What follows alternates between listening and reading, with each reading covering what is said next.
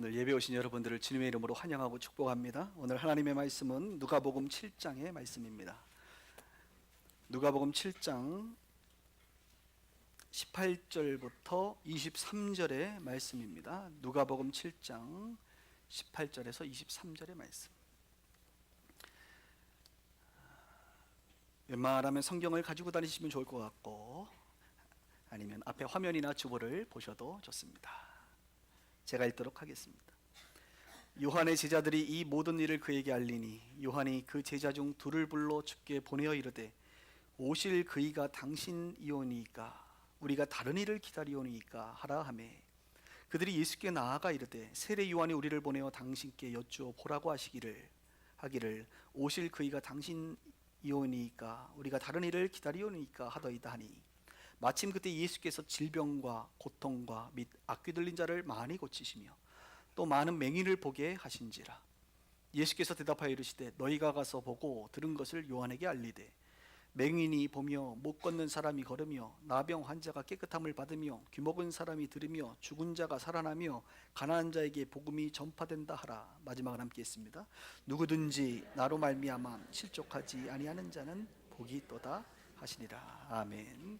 오늘은 누가복음 12번째 시간, 예수님 정말 당신이십니까? 예수님 정말 당신이십니까? 라는 제목으로 말씀을 나누는데요, 부제를 제가 하나 정했습니다. 부제는 정직한 의심이라는 부제를 제가 정했습니다. 정직한 의심. 신앙생활에 대한 정의를 여러 가지 방식으로 여러 가지 관점으로 할 수 있습니다만, 오늘 저는 여러분들에게 또 다른 정의를 하나 내려드리도록 하겠습니다. 신앙생활이라고 하는 것은 끊임없는 의심과 질문을 통해 진리를 발견하는 것이다. 끊임없는 의심과 질문을 통해서 진리에 이르는 것이 우리의 신앙생활이라, 이렇게 말해도 과언이 아닐 것 같습니다. 우리는 인생을 살면서 꽤나 많은 의심과 질문을 가지고 있습니다. 하나님께 이런 질문을 할 수 있지요. 하나님께서 하나님의 사람들, 선한 사람들이 이렇게 고통을 받고 악한 사람들이 이렇게 번창하는 시대를 보면서 하나님은 정말 공정하십니까? 라고 질문합니다. 비신자들의 여론조사 퍼센테이지를 보고 또 과학적인 수많은 증거들을 보면 하나님의 존재가 정말 계시는 겁니까? 이런 질문을 할 수 있죠. 기도하면 응답된다고 해서 우리가 오랜 시간 동안 정말 이런 문제들을 가지고 기도했는데 그 문제가 해결되지 않거나 때로는 더 큰 문제로 발전하거나 때로는 완전히 실패해버릴 때 우리는 하나님은 정말 능력이 있으신 분이십니까? 라고 질문합니다. 또 우리는 주변의 크리스찬들의 삶을 보면서, 오늘도 기도했지만 미투 운동이라든지 도덕적 타락이라든지 위선적인 모습들을 보면서 하나님은 정말 하나님의 백성들에게 공의로우신 분이십니까? 진작에 채찍을 좀 들어서 혼 좀 내야 되는 것 아니겠습니까? 라고 하는 질문들을 하게 되지요. 우리는 의심합니다. 그리고 이 의심은 정직한 의심입니다. 문제가 있는데, 교회나 목회자들에게 또 성도들과의 대화 속에서 이런 의심의 질문을 우리가 하고 또 고민을 이야기하면 가끔 교회에서는 믿음 없는 사람 취급을 당합니다. 믿음 없는 성도라는 취급을 받아요. 물론 우리 빛과 소금의 교회는 그렇지 않습니다. 마치 교회라고 하는 것은 맹목적인 집단처럼 느껴질 때가 종종 있다는 거예요. 여러분, 파스칼이라는 사람이 이런 말을 했습니다. 우리는 의심해야 될 부분, 확신해야 될 부분, 순종해야 할 부분을 알아야 한다. 그렇게 하지 않는 사람은 이성의 힘을 이해하지 못한 사람이다. 하나님은 우리를 창조하실 때 이성을 창조하셨어요. 그래서 우리가 의심해야 될 부분을 의심하고, 확신해야 될 부분을 확신하고, 순종해야 될 부분을 순종해야 된다라고 말하는 것이죠. 테니슨이라는 사람은 이렇게 말합니다. 정직한 의심 속에는 어중간한 신조보다 더 큰 믿음이 생동한다. 어설픈 어중간한 신조와 믿음을 가진 사람보다 정직한 의심 속에는 아주 강력한 믿음의 생동력이 숨어져 있다는 거예요. 저는 그런 면에서 우리 빛과 소금의 교회 식구들이 의심하기를 주님의 이름으로 축복합니다. 목사님, 아멘 하기가 좀 어려운데요. 정직한 의심.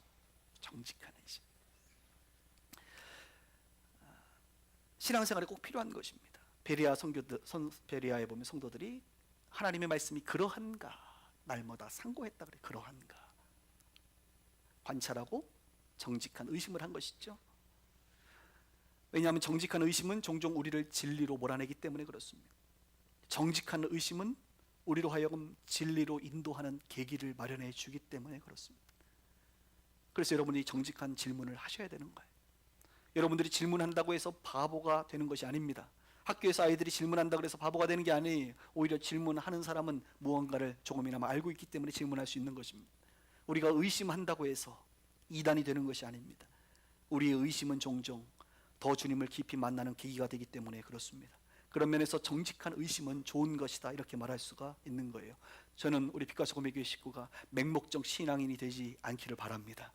하나님 앞에서 우리가 말씀을 듣고 정직한 의심을 통하여 확신하고 확신 가운데 순종하는 순종의 사람이 되기를 주님의 이름으로 축복합니다. 오늘 우리가 읽은 본문을 보면 정직한 의심을 하는 한 사람이 등장합니다. 그 사람의 이름은 그 유명한 세례 요한입니다. 세례 요한. 조금 마음이 힘들어요. 왜냐하면 세례 요한이 뭔가를 의심한다는 것은 우리가 상상하기 어렵습니다. 세례 요한이 어떤 사람입니까? 세례 요한은 예수님에게 직접 세례를 준 사람입니다. 장본인이에요. 세례 요한은 예수님을 향하여 많은 사람들에게 설교했던 자입니다. 그랬던 그가 세례 요한이 예수님에 대해서 의심하는 거예요. 지금 상상이 됩니까? 세례 요한은 사람들 앞에서 예수님을 뭐라고 얘기했습니까? 이분은 이스라엘의 참된 위로자다. 이분은 이스라엘의 구원자다. 이분은 하나님이 보낸 하나님의 어린 양이다 라고 선포했잖아요. 그리고 많은 사람들이 그 말을 듣고 예수님을 따랐단 말입니다. 그런데 오늘 본문에 보니까 세례 요한이 어떤 심정인지 몰라도 의심을 하게 됩니다. 사랑하는 여러분, 여러분들이 얼마나 대단한 믿음의 사람인지 모르겠지만 종종 우리의 삶을 살다 보면 의심할 때가 있다는 거예요. 그리고 이 의심할 때에는 우리의 환경이 내가 생각했던 환경이 아니라 조금 힘든 환경이 될 때 우리는 종종 의심합니다. 세례 요한도 지금 힘든 환경이었습니다. 두 가지 이유가 있을 것입니다. 첫 번째는 예수님께서 이스라엘을 구원할 것이라고 그는 믿었어요. 그가 생각했던 구원은 정치적이고 군사적이고 로마로부터 독립되는 것이고 예수님께서 개인의 삶을 변화시킬 뿐만 아니라 이스라엘을 온전히 회복하여 유토피아를 만들어 세상을 바꾸실 수 있는 분이라고 그는 믿었던 것 같습니다. 그런데 웬걸요? 6개월이 지나고 1년이 지나고 1년 반의 시간이 지남에도 불구하고 여전히 예수님은 가난한 사람들만을 만날 뿐이지 세상을 변화시키려고 하는 의지가 전혀 없어 보이거든요. 그러니까 그는 질문하는 거예요. 예수님이 정말 우리 구원자가 맞나라는 의심이 들기 시작합니다. 그리고 자신의 처지 때문에 그렇습니다. 그는 헤롯 왕에게 죄를 촉구하는 메시지를 전했습니다. 그것 때문에 괘씸죄에 걸려 그는 감옥 신세에 지금 빠져 있습니다. 감옥에서 오랜 시간 그는 시간을 보냅니다. 그러면서 스스로 생각했겠죠. 내가 하나님의 말씀을 전했는데 어떻게 하나님께서 나에게 이렇게 할 수 있겠는가? 아마 여러분들이 가끔 그럴 거예요. 하나님께 내가 이렇게 헌신하고 봉사하고 하나님을 믿고 오늘도 주님을 예비하는데 어떻게 하나님이 나에게 이렇게 할 수 있겠는가? 하나님이 그렇게 하지 않았습니다. 세상이 그렇게 한 것이죠. 헤롯이 그렇게 한 것이죠. 그러나 세례 요한은 충분히 생각합니다. 하나님께서 나를 보호하지 않는 것 같다라고 하는, 하나님이 나로부터 멀어진 것 같다라는 생각을 하게 되죠. 나단 선지자가 다윗에게 왕에게 회개를 촉구했을 때 나단은 감옥에 가지 않았습니다. 엘리야가 그 악한 아합 왕 앞에서 죄를 촉구했을 때 엘리야는 감옥에 가지 않았거든요. 그런데 나는 헤롯 왕에게 죄를 촉구했는데 어찌 내 신세는 이렇게 돼버렸는가? 하나님은 나를 보호하지 않는 것이 아닌가라고 하는 개인적인 마음의 연약함이 있었던 것 같습니다.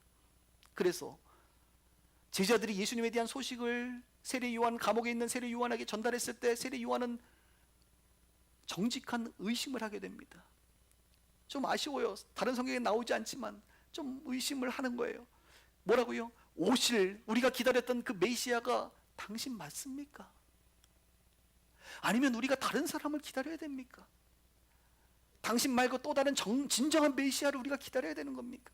당신이 메시아가 맞습니까? 내 입으로 설교했던 그분이 맞습니까? 오늘 설교의 제목처럼 예수님 정말 당신이십니까? 라고 세례 요한이 정직한 의심을 품게 됩니다. 그때 예수님께서는 이 질문 앞에 대답을 해주게 됩니다. 예수님은 이 질문 앞에 회피할 수가 없어요. 이 심각한 세례 요한의 이 질문 앞에 입을 닫을 수가 없어요. 분명하게 우리 예수님은 그 질문에 대해서 대답해 주셔야 됩니다. 그리고 감사하게도 우리 예수님께서는 세 가지로 대답해 주십니다. 성실하게 대답해 주십니다. 성경을 볼까요? 18절입니다. 요한의 제자들이 이 모든 일을 예수님의 행적을 알리니 요한이 그 제자 중 둘을 불러 주님께 보냅니다. 질문해라 이거예요. 오실 그이가 당신이십니까? 우리가 다른 일을 기다려야 됩니까? 하라 하매 그들이 예수께 나아가 이르되 세례 요한이 우리를 보내어 예수님 당신께 여쭤보라고 하기를 오실 그이가 당신이오니까 우리가 다른 일을 기다려오니까 하더이다 하니 우리 예수님께서 마침 그때에 예수께서 질병과 고통과 악귀 들린 자를 고치시고 있었던 것 같아요. 또 많은 맹인들을 보게 하신지라. 예수님께서 대답하십니다. 22절에 이르시되 너희가 가서 세례 요한에게 보고 들은 것을 요한에게 알리되 맹인이 본다. 못 걷는 사람이 걷지 않느냐. 나병 환자가 깨끗함을 받는다. 귀 먹은 사람이 듣는다.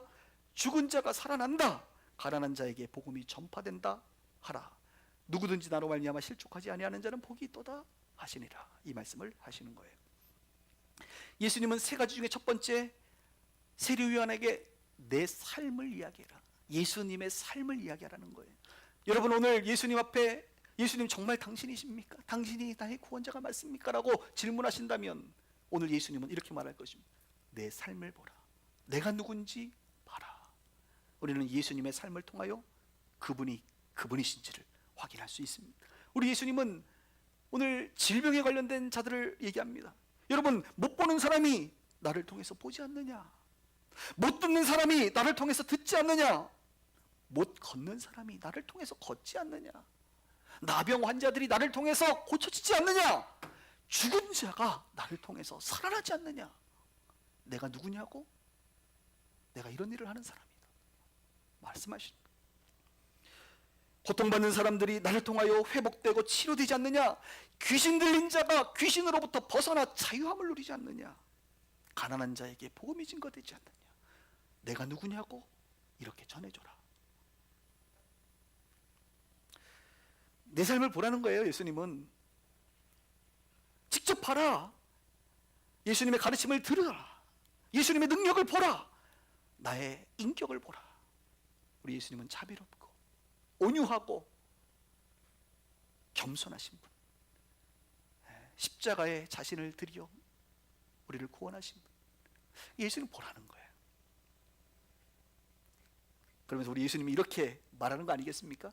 나와 같은 자가 있느냐? 다른 종교에 나와 같은 자가 있느냐? 너희들이 만난 수많은 구원자라고 말하는 그 사람들 중에 나와 같은 자가 있느냐? 여러분 예수님 같은 자가 있나요? 없지요. 그래서 제가 이 질문을 스스로에게 던져봤어요. 장 목사, 나와 같은 자가 있느냐? 그랬더니 제가 찬양이 하나 떠올랐어요. 찬양의 가사가 이렇습니다. 주와 같은 분 없네. 이 세상 그 누구도. 이 노래 아세요? 주와 같은 분 없네.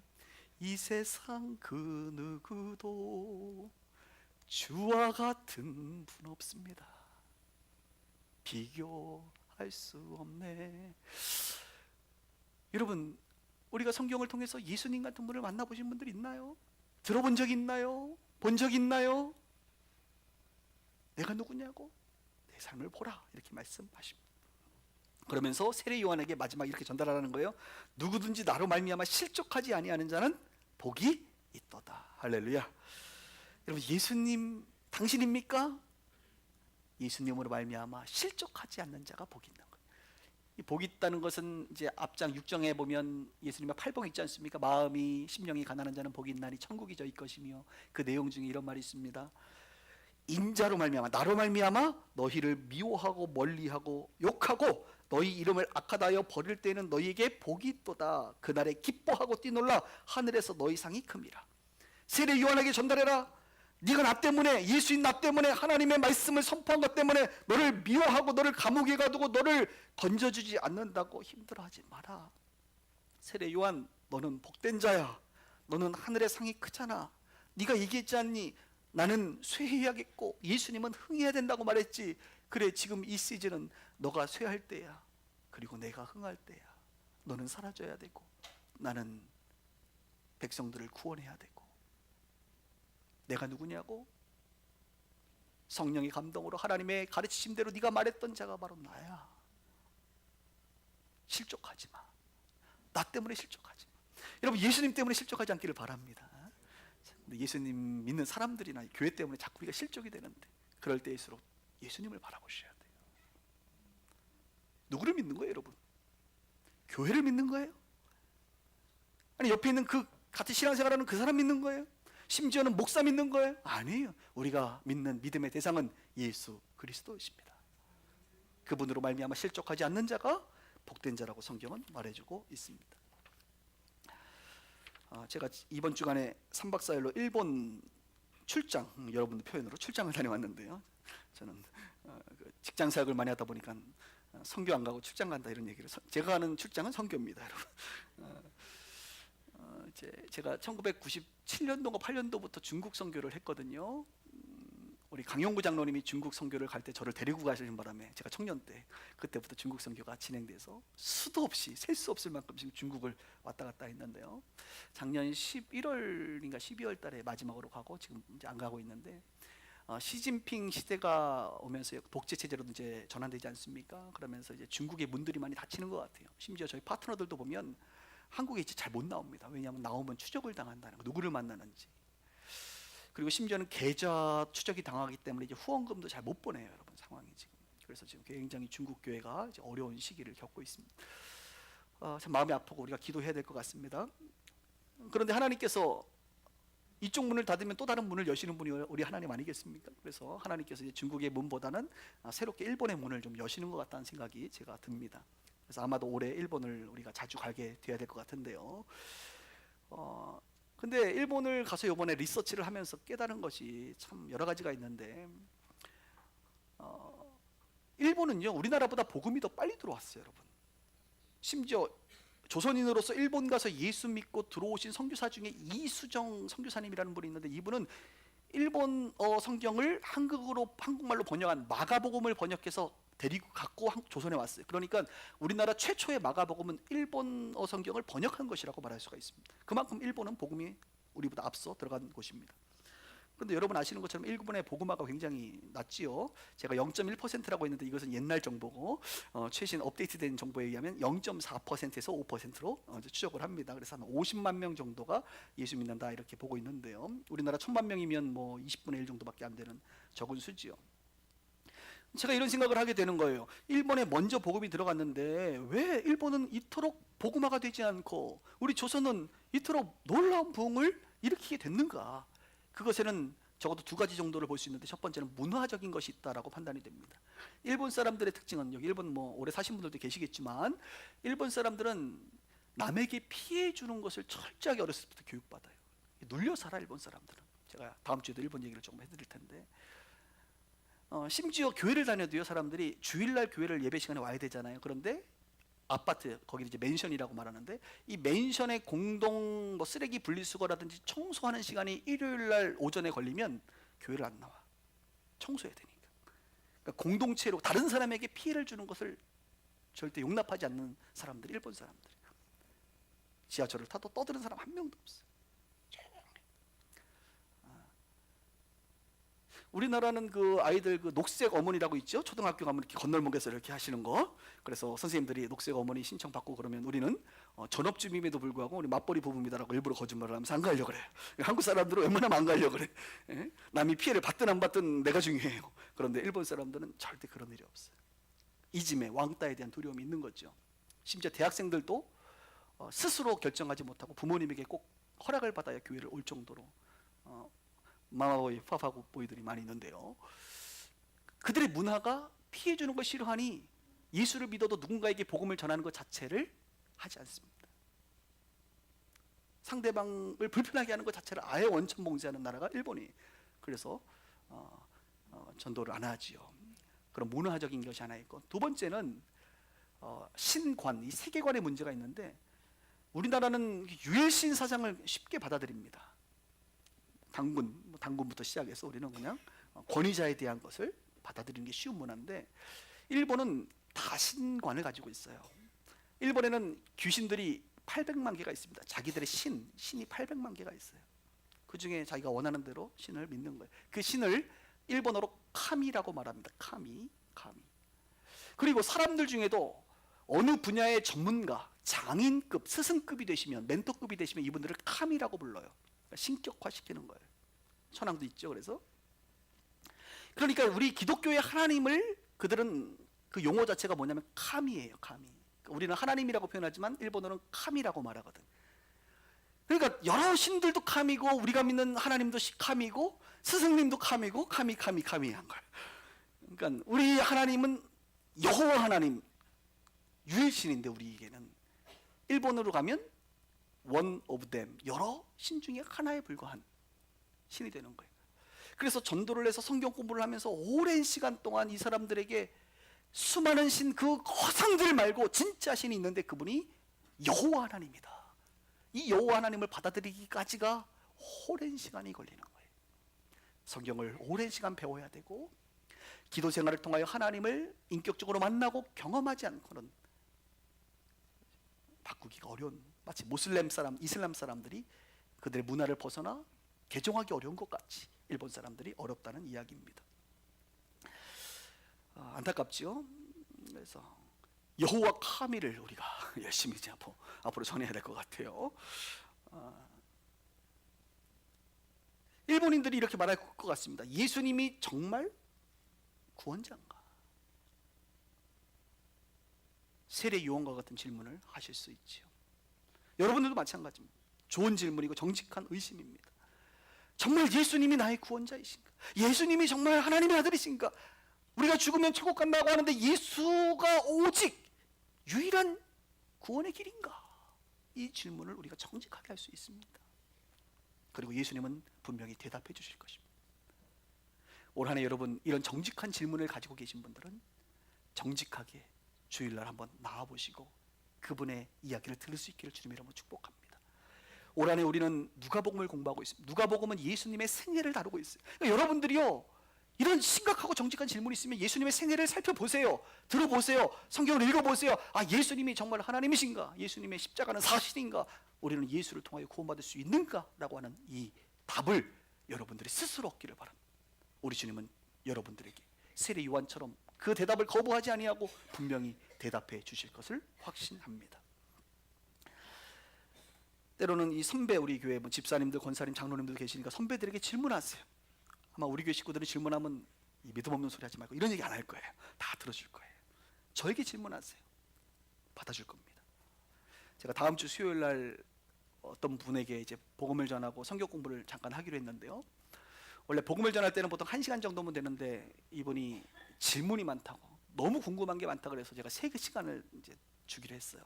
그러면서 3시간을 투자한다 그랬더니 이제 상대방이 마치 상담받는 것처럼 목사님에게 얼마를 드려야 되느냐 이렇게 물어봤대요. 그래서 중간에 있는 분이 이렇게 대답했답니다. 저한테 물어보길래 저는 시간당 30만 원이다. 여러분 제가 어디 가서 1시간 설교하면 30만 원 받습니다. 예? 안 받는 경우가 더 많고. 웃으면서 얘기했더니 그분이 당황하면서 90만 원을 드려야 되나. 그래서 제가 이렇게 얘기했어요. 원래 한 시간당 30만 원인데 당신에게는 3시간 동안 무료로 내가 시간을 내주겠다. 당신도 휴가 반차를 써서 그러면 만나자 이렇게 이제 얘기를 합의한 상태인데요. 왜 3시간을 요구했냐면 너무 궁금한 게 많대. 기독교에 대해서, 성경에 대해서. 여러분 예수 믿기 전에 정말 궁금한 게 너무 많아요. 왜 선악과는 하나님이 만드셔가지고 이런 얘기부터 시작해서 여러분 아마 누구한테 질문은 못하고 괜히 질문하면 내 수준 드러날까봐 질문 못하고 지금 하고 계신 거 많죠? 그래서 제가 이렇게 대답했어요. 당신의 질문의 99%를 대답해 줄 수 있다. 이렇게 제가 늘 얘기합니다, 사람들에게. 원래는 99.9%였는데요. 제가 0.9% 빼가지고 요즘에 99%라고 겸손하게 말하고 있어요. 지난해 우리 3단계 사역자반 교육이 있었거든요. 한 7시간 교육을 했는데 그때 구원론이라고 하는 그 이제 공부를 하면서 하나님의 그 견인이라는 그 내용을 다룬 적이 있습니다. 하나님의 견인. 하나님은 우리를 끝까지 견인하신다, 사랑으로. 그러나 어떤 사람들은 배교하고 타락하는 사람도 있다, 이런 얘기를 하면서 어떤 집사님이 이런 질문을 하는 거예요. 목사님, 많은 사람들이 하나님이 능력의 하나님이신데 한번 예수 믿으면 끝까지 정말 견인하셔야지 왜 2단에 빠지고 3단에 빠지고 배교하고 교회를 떠나는 사람들이 있도록 내버려 두십니까? 이런 질문을 한 거예요. 그래서 제가 대답을 해줘야 되는데 그거는 뭐 하나님의 판단이니까 내가 어떻게 하나님도 아닌데 어떻게 대답을 할 수 있겠습니까? 많은 성경에 이런 경우도 있고 이런 경우도 있고 이렇게 얘기를 하면서 참 어려운 부분이다. 그것은 하나님과 그 사람의 관계의 문제이고 하나님은 케이스 바이 케이스로 대하기 때문에 이런 이제 얘기를 하면서 정확하게 대답을 하지 않았어요. 그 이후로 제가 99.9에서 99로 상당히 줄였어요. 그런데 그 이후에 제가 계속 이 부분에 대해서 뭐 좀 정리를 해야겠다 이런 마음이 들지 않겠습니까? 기도를 어느 날 이제 이런 문제는 여러분 성경의 지식을 제가 많이 알고 있기 때문에 성경으로 풀 게 아니라 기도할 때 주님의 좀 음성이 들려야 되는데 기도를 어느 날 하는데 주님이 감동을 주시는 거예요. 이 부분에 대해서 여쭤봤죠 제가. 그때 주님이 이렇게 말씀하시더라고요. 이런 감동이 왔어요. 뭐냐면 나는 그 떠나려고 하는 그 사람, 떠나 있는 그 사람에게 충분히 그 사람을 붙잡았다. 나는 그들과 끝까지 함께 했다. 나는 지금도 그들을 주목하고 있고 나는 지금도 그들을 기다리고 있고 그들은 나의 사랑을 아는 자들이다. 그러면서 주변 사람들은 알지 못해도 그 개인은 핑계할 수 없을 것이다.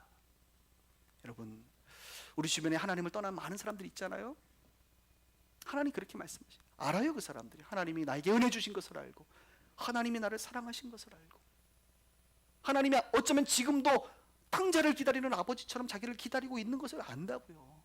그럼에도 불구하고 자기의 자유의지로 하나님께 나아가기를 거부하고 있는, 고집을 부리고 있는 그들의 모습을 주님께서 보여주시면서 스스로 핑계할 수 없을 것이다 라고 말씀하시는 것 같았어요. 아, 그렇구나. 그렇지, 우리 주님은 사랑의 하나님이지. 끝까지 우리 주님은 우리를 놓지 않지. 아, 맞다. 여러분들도 알죠? 하나님 얼마나 여러분 사랑하시는지. 핑계할 수 없어요. 오늘 예수님께서는 정말 당신입니까? 라고 하는 이 세례 요한의 질문 앞에 정직하게 나의 삶을 보라, 나를 보라 라고 말씀하십니다. 그리고 두 번째, 우리 주님께서 이제 선지자의 예언에 대해서 말씀하시면서 다시 확신을 주시는데요. 이제 요한의 제자들이 이제 집으로 돌아갔어요. 요한에게 이제 갔겠죠. 그리고 문제는 남아있는 사람들입니다. 예수님의 제자들도 있고 그 당시에 병 고치려고 오는 수많은 무리들이 있었습니다. 근데 예수님께서 이들에게도 뭔가 대답을 해줘요. 여러분 생각해 보세요. 세례 요한이 그런 질문을 한 것을 지금 사람들이 지켜보고 있거든요. 아니 지금 이 사람들은 세례 요한이 이분 예수님이 그분이라고 말씀했기 때문에 지금 따라다니고 있는데 세례 요한이 아닐 수도 있고 그분이지 맞습니까? 라고 지금 질문을 하니까 주변의 사람들이 얼마나 당황스럽겠어요. 아닐 수도 있는 거야? 또 다른 오실 분이 있는 거야? 세례 요한도 이런 고민을 하네? 그럼 우리는 지금 맹목적으로 따라가고 있나? 라는 생각을 하지 않았겠어요? 그 남아있는 자들에게 우리 주님께서 세례 요한 이야기를 24절부터 합니다. 그러면서 이렇게 말해요. 너희들이 광야에 갔지 않았냐 옛날에. 세례 요한이 있는 그 광야에 갔을 때 바람이 흔들리는 갈대를 보려고 갔느냐 이렇게 말씀해요. 아니 갈대 보려고 광야에 안 나갔거든요. 너 이제 세례 요한 만나러 간 거지. 예스. 또 말씀해요. 너희들이 무엇을 보려고 거기 갔느냐. 부드러운 옷을 입은 사람을 보러 갔느냐. 세례 요한은 약대털을 입었잖아요. 아니죠. 세례 요한 만나러 갔지. 그렇지. 그래. 좋은 옷, 부드러운 옷 그런 것은 사치하는 사람들은 왕궁에나 있는 것이지. 너희들 세례 요한 만나러 갔지. 예.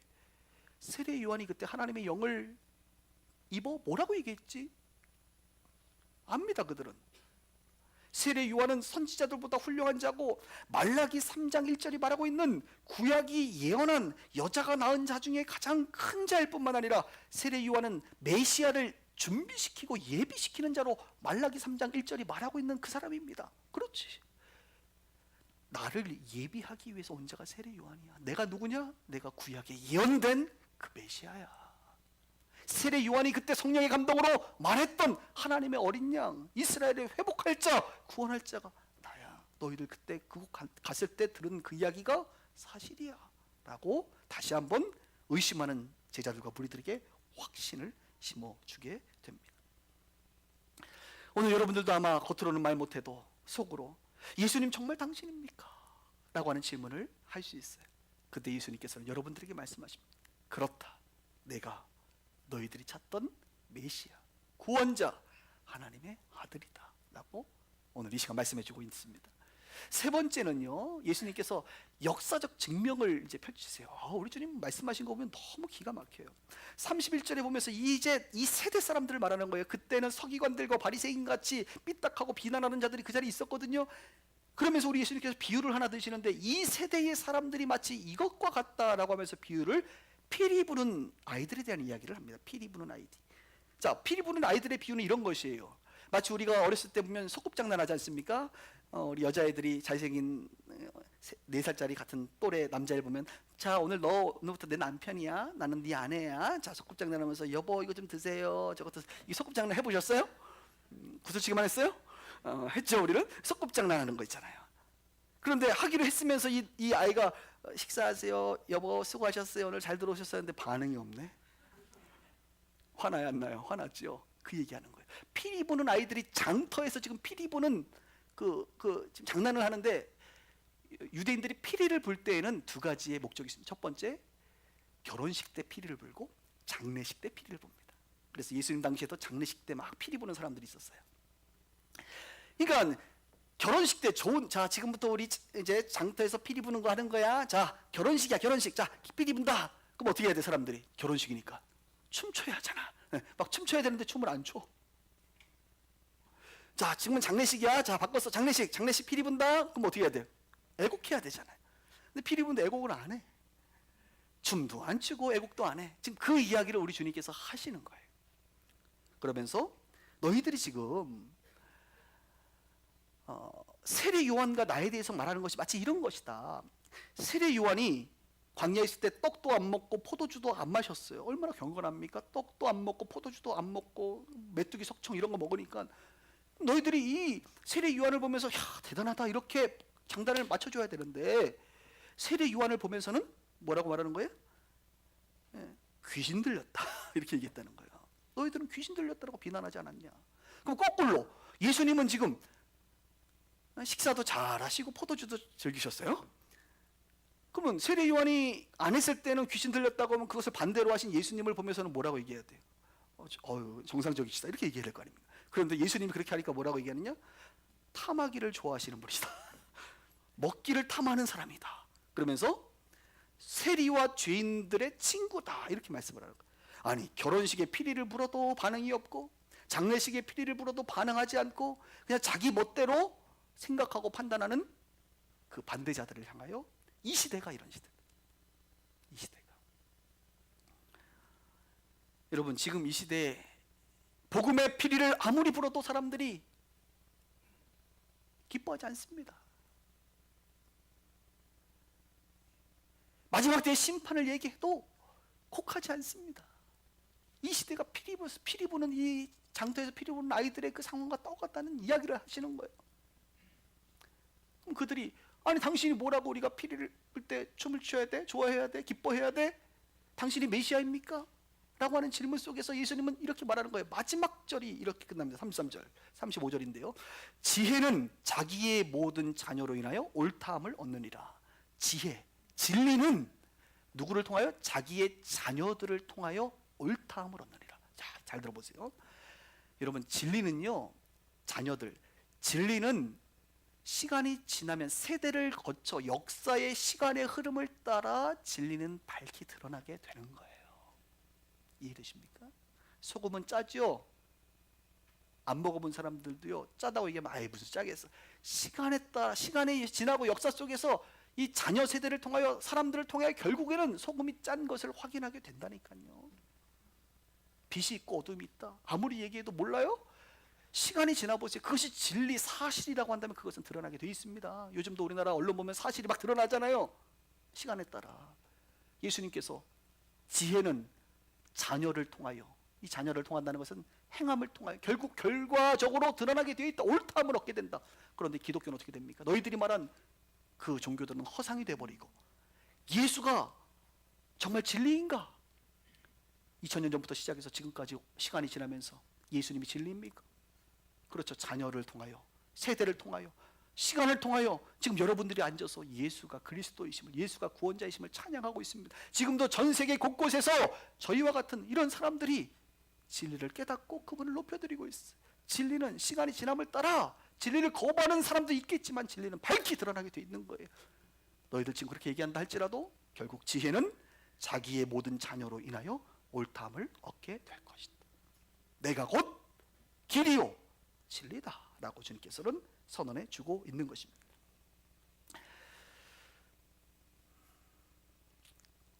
저는 그런 면에서 우리 예수 믿는 사람들이 예수님을 보고 그 다음에 이제 성도들도 봐야긴 해야 돼요. 왜냐하면 성도들이 예수를 따르는 자들이거든요. 근데 여러분, 이 예수를 따르는 사람들을 볼 때 이 따르는 사람들이 완전한 것을 기대하면 안 돼요. 예수님 외에는 완전한 사람이 없어요. 중요한 건 뭐냐? 이 사람이 예수님 때문에 변화되고 있느냐가 중요한 거예요. 이해되세요? 교회가 완전하냐? 완전한 교회가 없어요. 완전한 교회 있으면 저 좀 소개시켜 주세요. 나 목회 그만하고 그 교회 성도하려고. 완전한 교회가 없고 완전해 가는 교회들만 있는 거예요. 이해되세요? 우리는 예수님 앞에서 실망할 필요 없, 실족할 수 없습니다. 그리고 예수 믿는 사람들의 변화를 보면서 야, 예수가 정말 진리인가 보다. 예수가 사람을 변화시키는구나라는 것을 알게 되는 거예요. 시간을 따라. 새로운 분들이 교회에 이제 계속 오시는데요. 저는 여러분들에게 이렇게 늘 웃으면서 얘기합니다. 우리 교회는 젊은 교회가 아니냐. 여러분 투자 좀 하세요. 혹시 주식 하시는 분 계세요? 아니면 좀 투자 같은 거 하시는 분 계세요? 투자를 할 때 어디다 투자하셔야 돼요? 현재의 모습을 보고 투자하는 게 아닙니다. 투자는 항상 미래를 보고 투자하는 거예요. 그죠? 아, 이 회사가 앞으로 잘 될 것 같아. 그래야 거기 투자해요. 여러분 수익률이 팍 해가지고 그냥 그때 그냥 아파트를 사도 지금 같을 때 타면 여러분 이게 전문용어로 꼭지라 그래. 꼭지를 상투를 딱 잡아버리면 여러분 지금 이 갈매 지금 한 1억에서 1억 5천 2억까지도 막 올라갔단 말이야. 지금 사면 안 돼. 것 같아요. 그냥 제가 봤을 때는 분양을 받으셔야지. 투자는 미래적 가치를 보고 투자하는 거예요. 그래서 내가 우리 교인들한테 늘 하고 새로운 분들한테 하는 말이 우리 교회는 지금은 부족하다. 완전하지 않다. 그러나 그 어떤 교회보다 이 미래적 잠재력이 어마어마한 교회다. 할렐루야. 이렇게 늘 영업을 하고 있습니다. 늘 이렇게 얘기를 해요. 제가 함께 세워가는 거죠. 함께 많이 부족하기 때문에 얘기하는 거예요. 예수님에 대해서 어떻게 알 수 있느냐? 시간이 지나가면 압니다. 역사가 끝나면 알아요. 그 끝나기 전까지 예수님을 만날 수 있기를 주님의 이름으로 축원합니다. 설교를 마무리하면서 저는 신앙생활하면서 여러분들이 정직한 의심을 계속 품기를 바랍니다. 앞으로도 계속 품으세요. 그리고 질문하세요. 예수님 정말입니까? 당신입니까? 당신이 소망이십니까? 질문하세요. 난 너무 아픈데 주님이 치료자가 맞습니까? 난 너무 슬픈데 주님이 나의 위로자가 맞습니까? 나 너무 외로운데 주님이 나의 친구가 맞아요? 나 어딘가에 속하고 싶은데 주님이 내 아버지시고 내 주인이 맞습니까? 나 너 요즘에 너무 힘든데 주님이 나의 도움이 맞으세요? 질문하세요. 나 요즘에 너무 목마른데 주님이 나의 생수를 공급해 줄 수 있는 분이 맞습니까? 나 요즘에 너무 불안하고 염려가 많고 걱정이 많은데 주님이 정말 나의 평안함을 줄 수 있는 분이 맞나요? 나 문제 이거 해결해야 되는데 내 주변의 사람들, 내 남편 아내 변화돼야 되는데 주님이 능력자가 맞습니까? 질문하세요. 그럼 주님은 반드시 세례 요한에게 대답한 것처럼 대답해 줄 거예요. 내가 한 것을 봐라. 성경의 선지자들의 이야기를 들어봐라. 하나님을 만나고 변화된 많은 사람들의 이야기를 들어봐라. 내가 그라. 나로 말미암아 실족하지 않는 자가 복된 자다. 세례 요한은 의심에 흔들리기는 했어도 결코 뽑히거나 날아가 버리지는 않았습니다. 그의 믿음이. 저는 우리 빛과 소금의 교회 식구들이 의심이 들 때 순간순간 흔들릴 수는 있으나 뽑혀 나가지 않는 주님의 사람들이 되기를 주님의 이름으로 축원합니다. 기도하십시오.